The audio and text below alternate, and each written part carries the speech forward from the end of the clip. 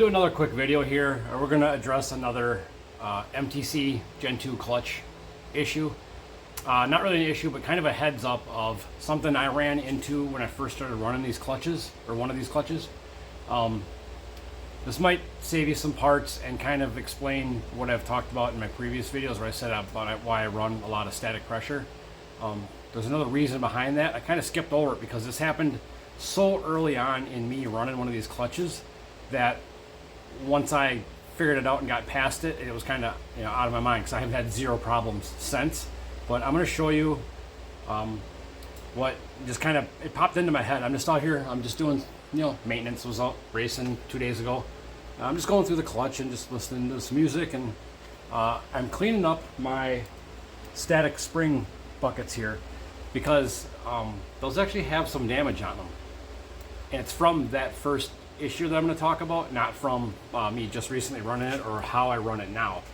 I'm just kind of killing time. I'm having fun just tinkering on the bike, but it just dawned on me that maybe I should share this. It might save somebody some problems down the road. So I'll break this down quick.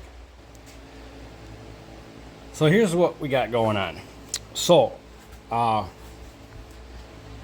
was just kind of, I'm going through things here, and it just dawned on me about why these little spring buckets are scarred up. So what had happened is when I originally started running this clutch, very early on, I was having an issue, and it happened 3 times. I'll show you what that issue is. This washer right here at the end of this bearing, this washer was breaking, and it was getting tumbled around on the inside of that clutch hub. And when the pressure plate is in position, I'm sorry, move the camera for you. When the pressure plate's in position here, right there, like that, these little spring buckets are in there. Normally this is all under the hat and you wouldn't really see it, but that's all in there like that. So you can see those spring buckets go inside, and they were tumbling around, or that busted washer was tumbling around and hitting those spring buckets and putting those scars on them. I had taken some Scotch-Brite and cleaned them up, and we got this thing rolling. As you can see, even the inside of my pressure plate took a little bit of damage, and I just kind of buffed that out and smoothed it up. That's why the anodizing's missing. But what caught my eye when I was having this issue, what caught my eye is this wear mark where this washer sits. That's a hardened washer for that Torrington bearing. So when that bearing pushes out on the pressure plate, it's not wearing into the aluminum. So it's a hardened washer that's supposed to protect this. What was going on is there's a goofy wear mark going on there. And yes, when this is all together, this will move some. It'll spin a little bit. It'll cause a little bit of wear mark, but it's hard to describe, but there's like a chatter mark. So what had happened is I was running, and again, I'm running a hydraulically actuated clutch. Hydraulic, fluid requires a certain amount of pressure to move, in and out. So obviously, you squeeze the lever, this pushes out. It pushes out on our pressure plate, comes out, it disengages the clutch. What was happening is I was running such little static pressure that I believe, again, I'm no expert on this because it went away after I made the change. I believe what would happen was as this came out, pushed out, clutch is disengaged, I would throw the lever, we're leaving off a 2-step, I'd throw the lever, that pressure plate and the hydraulic push rod that's in that input shaft there would go in. The clutch is supposed to apply pressure now, so the static springs are applying pressure to that pressure plate.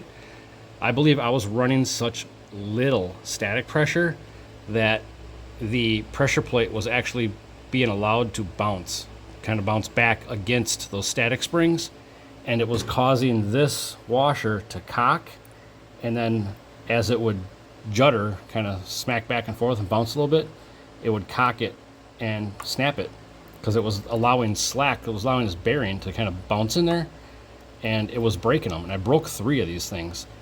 That problem didn't stop until I started playing with more static pressure. So that static pressure was actually keeping pressure on the pressure plate against the clutch, and also keeping that bearing from ever having any slack in moving. So I thought I would just kind of, give a little heads up, because like I said, this happened so long ago, I'd forgot that I ever even had this issue. But as I'm in here monkeying around and just resetting clutch stuff, It just caught my eye that, like, why don't I do something about that? Like, I'm pretty crafty little guy. Let's clean this up and make it look like it should. So that's what I've been working on, and hopefully this makes sense. That if you're running one of these on a hydraulic clutch bike, it's got something similar. That, you know, if you're breaking that washer or something, maybe this is kind of a little heads up for you. So that's going to do it for this one. After my last hour-long video of my racetrack breakdown, it's probably a nice, it was a breather video for you guys. I was going to film some of this. I thought about doing like some of this post-race maintenance stuff, but I can only do so many videos about changing oil and going through the clutch. It's me wearing a different hat every time you see me, just working on the same shit, doing the same stuff. So I'm going to try to keep it to, like, you know, relevant type of things. That's why I thought it'd be kind of fun to do a little update on this. Is like, I've done a lot of stuff over 23 years. And, you know, some things that I've forgotten about, like when I had an issue with this clutch at the beginning. So I think as things jump into my brain, I might do little quick videos like this. But yeah, so hopefully this helps. Again, I'm no expert. That may not have been the problem, but I'd like to think that I figured something out, and I haven't had one single issue with this clutch since. Yeah, so go out, tinker, wrench, learn some things, go fast, have fun.